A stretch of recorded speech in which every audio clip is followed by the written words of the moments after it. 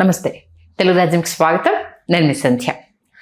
Bhogapuram airport దిగ్విజయంగా ప్రారంభోత్సవం, కనీవిని ఎరగని రీతిలో కార్యక్రమాన్ని నిర్వహించిన విధానము ప్రతి ఆంధ్రప్రదేశ్ వాసులకు సంబంధించి కేవలం నాట్ ఓన్లీ ఏపీ, తెలంగాణలో కూడా మన ఆంధ్రాలో ఈ రేంజ్లో ఒక ఎయిర్పోర్ట్ రావడానికి సంబంధించి అందరూ హర్షం వ్యక్తం చేశారు. ఆ స్టేజ్ పై నుంచి ప్రతి ఒక్క కూటమి సభ్యులు చేసిన కొన్ని కామెంట్స్ గురించి ఇవాళ మనం మాట్లాడుకునే ప్రయత్నం చేద్దాం. ఉత్తరాంధ్రలో భోగాపురం ఎయిర్పోర్ట్ రావడంతో రేపటి అనేక కళలకు ఇది సజీవ సాక్ష్యంగా నిలబడబోతోంది అని చేసిన కామెంట్స్ దేనికి ప్రతీక, ఏం చేయబోతున్నారు, దానికి సంబంధించి ప్రజలకు చెబుతున్న అంశాలు ఎంతవరకు నిజమవుతాయి, ఇండెత్ డీటెయిల్స్ తీసుకునే ప్రయత్నం చేద్దాం. చరిత్రకారులు, సినీ రాజకీయ విశ్లేషకులు చిల్లగడ్డ శ్రీకాంత్ గారు మనతో ఉన్నారు. ఆయన మాటల్లో. శ్రీకాంత్ గారు నమస్తే. నమస్కారం సంధ్య గారు. వలసలు ఆగిపోతాయి, వేరే ప్రాంతాలకు వెళ్ళి ఉద్యోగాలు చేయడానికి ఫుల్ స్టాప్ పడిపోతుంది, చాలా ఉపాధి అవకాశాలు పెరిగిపోతాయి. భోగాపురం ఎయిర్పోర్ట్ వస్తే నిజంగా ఉత్తరాంధ్ర కళల సాకారం అవుతుంది, వీటన్నింటికి చెక్ పెట్టొచ్చు అంటూ మన పెద్దలు ముఖ్యమంత్రి చంద్రబాబు నాయుడు గారు కావచ్చు, డిప్యూటీ సీఎం గారు కావచ్చు, మిగతా నేతలు మన నారా లోకేష్ గారు కావచ్చు, ఈ కామెంట్స్ చూడడం జరిగింది. అసలు భోగాపురం ఎయిర్పోర్ట్ ప్రారంభమైతే ఇవన్నీ ఎలా సాధ్యమవుతాయి అన్న ఒక ప్రశ్నను చాలామంది సామాన్యులు అడుగుతున్నారు. దీనికి మీ సమాధానం? చాలా మంచి ప్రశ్న. కాకపోతే ఏంటంటే భోగాపురం ఇకపై ఆంధ్రప్రదేశ్కి వైభోగాపురం కానుంది. భోగాపురం కాదు, వైభోగాపురం అని నేను అంటాను. నేను అభివర్ణిస్తా దాన్ని వైభోగాపురం అని. ఎందుకు వైభోగాపురం అన్నానంటే దానికి అంతటి వైభవం ఉత్తరాంధ్ర ప్రాంతానికి భోగాపురం అంతర్జాతీయ విమానాశ్రయం వల్ల కలగబోతోంది. దశాబ్దాల తరబడి అయితే అటు ఒడిస్సాలోకి, లేకపోతే దిగువన విజయవాడ వరకు, విజయవాడ నుంచి హైదరాబాద్ వరకు ఉత్తరాంధ్రలో ఉన్నటువంటి సామాజిక వర్గాలు ఏవైతే ఉన్నాయో అక్కడ రైతు కూలీలుగా, వ్యవసాయ కూలీలుగా, కార్మికులుగా, రోజువారీ కూలీలుగా అలా జీవించినటువంటి చాలామంది వలసలు వచ్చి వాళ్ళ తమ జీవిక కోసం జీవన పోరాటం చేసినటువంటి వాళ్ళందరూ ఇకపై ఆ ప్రాంతంలోనే, ఆ ప్రాంత పురోభివృద్ధిలోనే వాళ్ళు తమ జీవితాలని కొనసాగించవచ్చని మనం నిశ్చయంగా, నిస్సందేహంగా చెప్పచ్చు. ఇక్కడిప్పుడు ఇది ఎవరి ప్రభుత్వ హయాంలో ప్రారంభమైంది, ఇది ఎవరి ప్రభుత్వ హయాంలో దీనికి ఆలోచన అంకురించింది, ఎవరు దీనికి శంకుస్థాపన చేశారు, లేకపోతే ఎవరు దీనిని కొనసాగించారు, ఎవరు ప్రారంభించారన్న అంశాల్ని కాసేపు మనం పక్కన పెడితే, ఏ రాష్ట్రమైనా ఏ ప్రాంతమైనా అభివృద్ధి చెందాలి.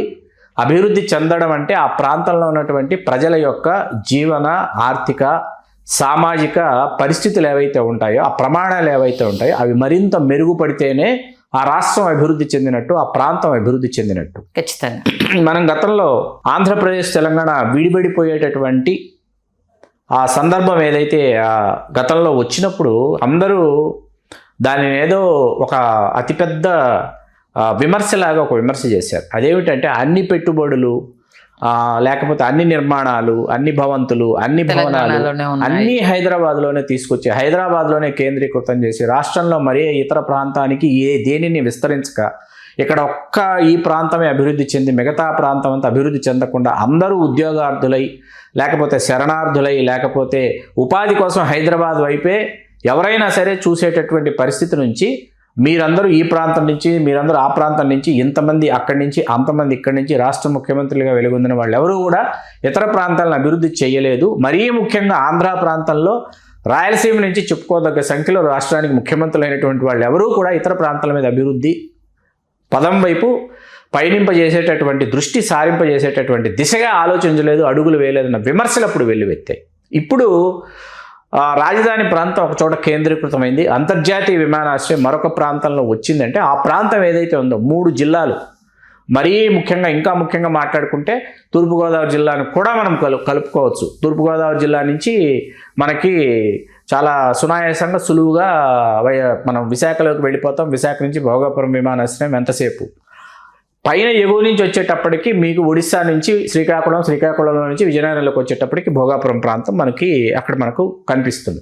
ఇది భోగాపురం అనేటటువంటి అంతర్జాతీయ విమానాశ్రయం ఖచ్చితంగా అక్కడ ఉన్నటువంటి ప్రజల యొక్క జీవన, ఆర్థిక, సామాజిక, సాంస్కృతిక ప్రమాణాలు ఏ స్థాయిలో గతంలో ఉండేవో ఆ స్థాయి కాకుండా వేరే స్థాయికి అక్కడ ఉన్నటువంటి ప్రాంతం, ఆ పరిసర ప్రాంతాలు ఎదుగుతాయి అనడంలో ఎటువంటి సందేహము సామాజిక రాజకీయ విశ్లేషకులకి, చరిత్రకారులకి లేవు. ఖచ్చితంగా అభివృద్ధి పదంలో పయనిస్తోంది. మేము శంకుస్థాపన చేశాము, మేము ఏమంటారు రిబ్బన్ కటింగ్ మేము చేశాము, వాళ్ళు వచ్చేసి పూర్తి చేశారు అంటే మనం గతంలో 2014-19 మధ్యలో విజయవాడ దుర్గగుడి ముందు ఫ్లైఓవర్ అనేక కారణాల వల్ల చంద్రబాబు నాయుడు గారి హయాంలో పూర్తి కాల. అవును. ఆ తర్వాత జగన్మోహన్ రెడ్డి గారి ప్రభుత్వంలో అది పూర్తి అయ్యి అది వెసులుబాటులోకి వచ్చింది అనమాట.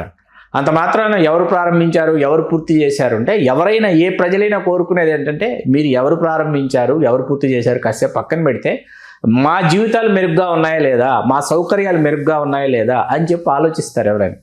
సరే, ఇప్పుడు ఉత్తరాంధ్ర ప్రాంతానికి ఒకసారి మనం వెళితే ఏమవుతుందంటే ఇది తెలుగుదేశం హయాంలో 2 సంవత్సరాల కాలం కూటమి ప్రభుత్వం పూర్తి చేసుకుని తెలుగుదేశం పార్టీ ఇవాళ 3వ సంవత్సరంలోకి అడుగు పెడుతున్నటువంటి శుభ సందర్భంగా పూర్తయింది. ప్రారంభోత్సవానికి నోచుకుంది. స్వయంగా భారత ప్రధాని గౌరవనీయులు మాన్య మహోదయులు శ్రీ నరేంద్ర మోడీ గారు ప్రారంభించారు. వారి అమృత హస్తాలతో ప్రారంభించిన తర్వాత వారు సుదీర్ఘ ప్రసంగం చేశారు. చంద్రబాబు నాయుడు గారు ప్రసంగించారు, పవన్ కళ్యాణ్ గారు ప్రసంగించారు. పవన్ కళ్యాణ్ గారు నరేంద్ర మోడీ గారి గురించి చాలా భావోద్వేగ భరితమైనటువంటి ప్రసంగం చేశారు. కాసేపు వీటన్నిటిని పక్కన పెడితే తెలుగుదేశం పార్టీ 80వ దశకంలో పురుడు పోసుకున్న తర్వాత ఉత్తరాంధ్ర ప్రాంతం నుంచి అప్పటి వరకు సంప్రదాయ రాజకీయాల్లో ఉద్దండులైనటువంటి దిగ్గజాలనదగినటువంటి వారిని పక్కన పెట్టి సరికొత్త రాజకీయ, సామాజిక సమీకరణలు చేస్తూ ఎన్టీ రామారావు గారు ఎంతోమంది కొత్త వాళ్ళకి అవకాశం కల్పించినటువంటి ప్రాంతం ఉత్తరాంధ్ర ప్రాంతం. అక్కడి నుంచే కింజరాపు రామ్మోహన్ నాయుడు గారు వచ్చారు, అక్కడి నుంచే కిమిడి కళా వెంకటరావు గారు వచ్చారు, అక్కడి నుంచి కావలి ప్రతిభాభారతి గారు వచ్చారు, అక్కడి నుంచి మనకు పతివాడ నారాయణ స్వామి నాయుడు గారు అక్కడి నుంచి వచ్చారు. ఇట్లా మనం మాట్లాడుకుంటూ వెళితే అక్కడి నుంచి అయ్యన్న పాత్రుడు గారు, బండారు సత్యనారాయణ మూర్తి గారు, వీళ్ళందరూ కూడా అక్కడి నుంచి, ఆ ప్రాంతం నుంచే వచ్చినటువంటి వాళ్ళు అన్నమాట. దిగ్గజ నేతలుగా సుదీర్ఘకాలం రాజకీయాల్లో, మరీ ముఖ్యంగా పుష్పట ఆనంద్ గజపతిరాజు గారు, పుష్పట అశోక్ గజపతి గారు సోదరులు ఇరువురు కూడా తెలుగుదేశంలోకి అడుగుపెట్టి మొదట ఆనంద్ గజపతిరాజు గారు రాష్ట్ర మంత్రులు అయ్యారు. వారి తర్వాత అశోక్ గజపతిరాజు గారు సుదీర్ఘకాలం రాష్ట్ర మంత్రిగా కొనసాగారు. ఇవాళ ఆయన గవర్నర్గా కూడా మనకి సేవలు అందిస్తున్నటువంటి విషయం. వీళ్ళందరూ తెలుగుదేశంలో వాళ్ళ ప్రయాణాన్ని ప్రారంభించినటువంటి నేతలందరూ. వీళ్ళందరూ కూడా వీళ్ళలో కింజరాపు ఎర్రనాయుడు గారి కుటుంబం నుంచి అచ్చెన్నాయుడు గారు, రామ్మోహన్ నాయుడు గారు, బండారు సత్యనారాయణ మూర్తి గారు, చింతకాయల అయ్యన్న పాత్రుడు గారు, కిమిడి కళా వెంకటరావు గారి కుటుంబం నుంచి వాళ్ళ కుటుంబ సభ్యులు, అట్లాగే అశోక్ గజపతిరాజు గారు, వీళ్ళందరూ ఉండగా ఆ ప్రాంతంలో తెలుగుదేశం మేము సుదీర్ఘకాలం దశాబ్దాల తరబడి ప్రయాణం చేసినటువంటి పార్టీ ఏదైతే ఉందో ఆ పార్టీ సింహద్వారంలాగా మాకు ఈవేళ భోగాపురం అంతర్జాతీయ విమానాశ్రయాన్ని మా ప్రభుత్వ హయాంలో మేము ఈ కళని సాకారం చేశాము అని వాళ్ళకి చెప్పుకోవడానికి ఒక బలమైనటువంటి ఊతాన్ని ఇచ్చింది. కాబట్టి ఖచ్చితంగా ఇది తెలుగుదేశం పార్టీ దాని పాలన ఏదైతే సాగుతుందో, ఈ పాలన కొనసాగుతున్న సమయంలో ఖచ్చితంగా ఒక కలికితురాయిలాగా తెలుగుదేశం ప్రభుత్వ హయాంలో నిలిచిపోయేటటువంటి అంశం ఇది. దీనిని ఎట్టి పరిస్థితుల్లో మనం విమర్శించడం, మేము ప్రారంభిస్తే మీరు పూర్తి చేశారు, మాకు రాయలసీమలో ఒక మాట ఉంటుంది, వాళ్ళు మొదలు పెట్టారు మేము పూర్తి చేస్తామని ఫ్యాక్షనిస్టులు మాట్లాడుకుంటూ ఉంటాం. ఎవరు మొదలు పెట్టారు ముందు అంటే, ఎవరు మొదలు పెట్టినా ఎవరో ఒకరు ముగించాలి కదా, మేము మొదలు పెట్టాం వాళ్ళు ముగించాలి, వాళ్ళు ముగిస్తే మేము మొదలు పెడతాం, ఇలా ఉంటుంది. అట్లా ఉందన్నమాట ఇప్పుడు ఈ చర్చ. అందుకోసం మనము ఆ చర్చలోకి వెళ్ళొద్దు అని చెప్పి ఆ చర్చలోకి నిజంగా వెళ్ళకూడదండి. భోగాపురం ఎయిర్పోర్ట్ వచ్చాక ఏం మారబోతోంది, మనకు మనుష్యుల యొక్క జీవన విధానం మారబోతోంది. అనాగరికంగా ఉన్నటువంటి ప్రాంతం ఏదైతే ఉందో, ఎందుకు అనాగరికము అనేటటువంటి మాట నేను ఇక్కడ వాడానంటే, దిగువన మనకు విశాఖకు వచ్చేటప్పటికి ఏమవుతుందంటే, విశాఖ జిల్లా అన్నది పూర్తిగా పర్యాటక కేంద్రం. సాగర తీరంలో ఉన్నటువంటి విశాఖ, అక్కడ ఎయిర్పోర్ట్ ఉన్నప్పటికీ ఆ ఎయిర్పోర్ట్ని కొనసాగించాలి కొన్ని సేవా కార్యక్రమాల కోసము, కొన్ని సౌలభ్యాల కోసము ఖచ్చితంగా విశాఖ ఎయిర్పోర్ట్ని కొనసాగించాలనేటటువంటి చర్చ ఒకవైపు జరుగుతూ ఉంది. కాసేపు ఆ చర్చను పక్కన పెడితే, విశాఖ ఒక సుందరీకరించబడినటువంటి, ఆధునీకరించబడినటువంటి 5 స్టార్ హోటల్స్ కూడా వసతులు ఉన్నటువంటి ఒక నగరం, ఒక పర్యాటక నగరం. మీకు ఈ నగరం నుంచి ఎగువకు వెళ్ళేటప్పటికీ మధ్యలో విజయనగరం తర్వాత శ్రీకాకుళం జిల్లా వస్తే, శ్రీకాకుళంలో ఏమవుతుంది, ఒకవైపు నాగావళి, ఇంకొక వైపు వంశధార ప్రవహిస్తుంటాయి. ఆ రెండు ప్రవహిస్తున్న చోట మీకు అద్భుతమైనటువంటి నాగరికత, పంటలు, పొలాలు, అద్భుతమైనటువంటి జీవన విధానం అక్కడ మీకు మనకు తూర్పుగోదావరి జిల్లాలో ఉన్నటువంటి అనుభూతి కలుగుతుంది. నాగావళి వంశధార ప్రవహిస్తున్న చోటికి వెళితే మధ్యలో విజయనగరం ఏమైపోయిందంటే, ఎటువంటి అభివృద్ధికి నోచుకోవాలి? మనకు రెలివల్స్ నువ్వులు అంటారు. నువ్వులు మీకు విదేశాలకు నువ్వులను పంపించాలంటే విజయనగరం, మనం ఇప్పుడు మాట్లాడుకుంటున్న భోగాపురం ఏదైతుందో నెల్లిమర్ల నియోజకవర్గంలో ఉన్నటువంటి భోగాపురంలో, నెల్లిమర్ల నియోజకవర్గంలో రెలివర్స్ నువ్వులే మనకి విదేశాలకి ఎగుమతి చేయడానికి అనువైనటువంటి నువ్వులు అనమాట. ఇటువంటి అద్భుతమైనటువంటి పంటలన్నీ పండేటటువంటి ఒక ప్రాంతం అనమాట. విజయనగరం అభివృద్ధి చెందాలంటే, ఉమ్మడి విజయనగరం జిల్లా అభివృద్ధి చెందాలంటే ఏం జరగాలి, ఏం చెయ్యాలని చాలామంది మేధోమథనం చేశారు. ఇక్కడ ఎవరిని ఏ హోటల్లో పలకరించినా, ఎవరిని హోటల్లో పనిచేస్తున్నటువంటి వాళ్ళని ఎవరిని పలకరించినా, సప్లైర్లు కావచ్చు, లేకపోతే వాడు సహాయకుడు కావచ్చు, ఎవరినైనా సరే పలకరిస్తే ఎక్కడి నుంచి వచ్చాడంటే విజయనగరం అంటాడు, లేకపోతే శ్రీకాకుళం నుంచి వచ్చాను అంటాడు అనమాట. అన్ని సామాజిక వర్గాల వాళ్ళు ఉన్నారు ఇక్కడ. ఈ ప్రాంతం అభివృద్ధి చెందితే ఏమవుతుందంటే ప్రజల యొక్క జీవన విధానం మారుతుంది. అద్భుతమైనటువంటి జీవన విధానం వాళ్ళ జీవితంలో ఒక సరికొత్త వెలుగు వాళ్ళ జీవితంలో ఉదయిస్తుంది. వలసలు ఆగిపోతాయి, వలసలు తగ్గిపోతాయి. వలసలు తగ్గితే ఏమవుతుందంటే ఆ ప్రాంతం అభివృద్ధి చెందుతుంది. ఆ ప్రాంతంలో ఒక నాగరికత ఉంటుంది, ఆ ప్రాంతంలో ఉన్నటువంటి మాండలికాలు, ఆ ప్రాంతంలో ఉన్నటువంటి ఒక దేశీయత, ఇవన్నీ కూడా అభివృద్ధి చెందుతాయి. అవన్నీ కూడా సౌకర్యవంతమైనటువంటి ఒక పరిధిలోకి వస్తాయి, ఒక పరిధిలో, ఒక చట్టంలో ఇముడుతాయి అవన్నీ. ఖచ్చితంగా భోగాపురం వైభోగాపురం అన్నా నేను, ఒక అక్షరమే చేర్చాను నేను. ఇక నుంచి భోగాపురం వైభోగాపురం అన్నాను. ఆ ప్రాంతానికి మీరు వెళ్ళారో లేదో నాకు తెలియదు, నేను వెళ్ళాను కాబట్టి చెప్తున్నాను. అద్వితీయమైనటువంటి ఖనిజ సంపద ఉన్నటువంటి ప్రాంతం. ఆ ఖనిజ సంపదని ఏ విధంగా వినియోగించుకోవాలి, అట్లాగే ఖనిజ సంపదతో పాటు మానవ వనరులండి, ఏ కక్షా కార్పణ్యాలు లేని, ఏ మాలిన్యం అంటని, ఏ మకిలి అంటనటువంటి మనుష్యులు అక్కడ ఉన్నారు. నాదొక చిన్న సందేహం. I'm from Telangana. అంటే ఒక ఎయిర్పోర్ట్ వస్తేనే భోగాపురం కావచ్చు, ఉత్తరాంధ్ర ప్రజల డెవలప్మెంట్ కావచ్చు, దాంతో ఎందుకు ముడిపెట్టారు? మీరు చెప్పినట్టు ఇంత సంపద ఉన్నప్పుడు చాలా మంచి ఈ వలసల్ని ఎందుకు ఎన్ని సంవత్సరాలు మన చాలా మంచి ప్రశ్న మీరు వేసింది. మానవ వనరులు అనేవి మీకు వలసలు ఏర్పడిన తర్వాత అక్కడ మీకు ఖనిజ సంపదను వెలికి తీయాలి, లేకపోతే అక్కడ మానవ వనరులు అవసరమైన చోట వాళ్ళు అక్కడ లేరు. ఎక్కడున్నారు వాళ్ళు అంటే హైదరాబాద్లో ఉన్నారు, విజయవాడలో ఉన్నారు, ఉమ్మడి తూర్పుగోదావరిలోకి వెళ్ళారు. ఎక్కడ వర్షాభావం ఉంటే అక్కడికి వెళ్ళారు, లేకపోతే ఎక్కడ భవన నిర్మాణాలు జరుగుతుంటే అక్కడికి వెళ్ళారు, అక్కడికి వలసలు వచ్చారు. వాళ్ళకి మీ ప్రాంతం అభివృద్ధి చెందుతుంది అంటే అక్కడ ఖచ్చితంగా భూమి యొక్క విలువ చాలా అద్వితీయంగా, అద్భుతంగా పెరుగుతుంది. పెరిగిన అప్పుడు ఏమవుతుందంటే వీడు పంటలు లేనటువంటి సమయంలో విజయవాడకో, పాలకొల్లుకో, లేకపోతే హైదరాబాద్కో వచ్చి వాడు కూలీగా మారినటువంటి వాడు, లేకపోతే భవన నిర్మాణ రంగంలో వాడు అక్కడ సహాయకుడిగా పనిచేస్తున్నటువంటి వాడు ఏం చేస్తాడంటే అక్కడ పని దొరుకుతోంది, నేను వలస రావాల్సినటువంటి అవసరం. వీడికి ప్రతి ఒక్కడికి 2 ఎకరాలు, 3 ఎకరాలు, 4 ఎకరాలు వీడి స్వగ్రామంలో ఉన్నాయండి. అవన్నీ కూడా ఇప్పుడు కేంద్రీకృతం అయ్యాయి. ఒక్కసారిగా అంతర్జాతీయ విమానాశ్రయం వస్తే వచ్చింది అని అంటే ఏం జరుగుతుందంటే పర్యాటక రంగం చాలా అభివృద్ధి చెందుతుంది. ఎందుకంటే it's a tourist hub. Uttarandhra అనేది మీకు లంబసింగ్ వెళ్ళొచ్చు, కొరకి వెళ్ళొచ్చు, పాడేరు వెళ్ళొచ్చు, మీకు అద్భుతమైనటువంటి, చాలా అద్భుతమైనటువంటి, ఇక అక్కడుండి మీరు కటక్ దాకా, భువనేశ్వర్ దాకా మీరు వెళ్ళి రావచ్చు. ఒడిస్సాలోకి వెళ్ళి కటక్, భువనేశ్వర్ దాకా కూడా వెళ్ళి వచ్చేసేయచ్చు. అద్భుతమైనటువంటి ప్రాంతం అనమాట. అది మొత్తం అభివృద్ధి చెందినప్పుడు ఏమవుతుందంటే అక్కడ ఒక హోటల్ కావాలి, ఒకరు భోజనం పెట్టేవాడు కావాలి, ఒక ట్యాక్సీ కావాలి, మీకు ఉపాధి మార్గాలు అనేటటువంటివి పెరుగుతాయి. అంతర్జాతీయ విమానాశ్రయాన్ని ఆధారం చేసుకుని కొన్ని లక్షల ఉద్యోగాలు ఉత్పన్నమవుతాయి. ఉత్పత్తి జరుగుతుంది, ఉత్పత్తి జరుగుతుంది. శ్రమోత్పత్తి అనేది జరుగుతుంది. జీవన విధానం మారడంతో పాటు శ్రమోత్పత్తి జరుగుతుంది. శ్రమోత్పత్తి జరిగినప్పుడు సంపద సృష్టి జరుగుతుంది. మీకు శ్రమోత్పత్తి జరగటం లేదు. మానవ వనరులు అక్కడ పుట్టి పెరిగినటువంటి మనుషులు ఎవరైతే ఉన్నారో వాళ్ళు వలసలు వచ్చేసారు మీకు. కాకపోతే ఇంకొకటి ఏంటంటే ఇప్పుడు భోగాపురం ఎయిర్పోర్ట్ కట్టారు, ఓకే, బట్ వెళ్ళడానికి వ్యయ ప్రయాసలు కూర్చాల్సి వస్తుంది. అక్కడికి వెహికల్ కట్టుకొని వెళ్ళాలి అని అంటే చాలా దూరంగా ఉంది అన్న. ఇది చాలా మంచి ప్రశ్న. నేను మొన్న విశాఖ జూలైలో నా పుస్తకావిష్కరణ నేను విశాఖ వెళ్ళా. గత సంవత్సరం జూలైలో నేను 5-6 రోజులు నేను అక్కడే ఉన్నప్పుడు భోగాపురం ఎయిర్పోర్ట్ ఎక్కడ వస్తుందో ఆ ప్రాంతానికి నేను వెళ్ళి చూసి అక్కడి నుంచి విశాఖ నుంచి అక్కడికి నేను 2-3 సార్లు నేను ట్రావెల్ చేయాల్సి వచ్చింది.